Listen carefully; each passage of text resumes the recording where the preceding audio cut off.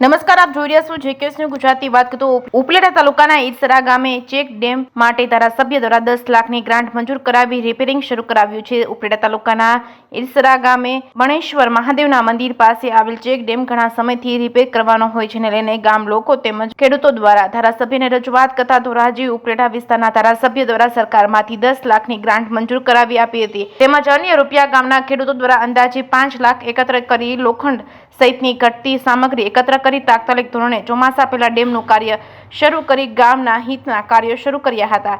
જેકેએસ news Gujarati સાથે અર્શી આહિર, ઉપલેટા.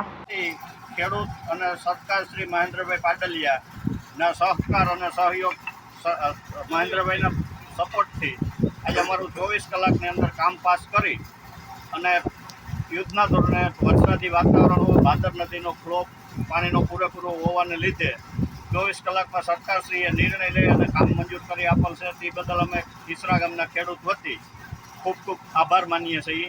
અને ઈસરા ગામના બરણેશ્વર ચેક ડેમ નંબર 1નું કામ આ ચાલુ છે અને ખેડૂતશ્રીના સહયોગથી લોખંડ સરકારશ્રીમાંથી પાસ ન થતાં ખેડૂત સ્વખર્ચે લોખંડ અને શ્રમ કરે છે.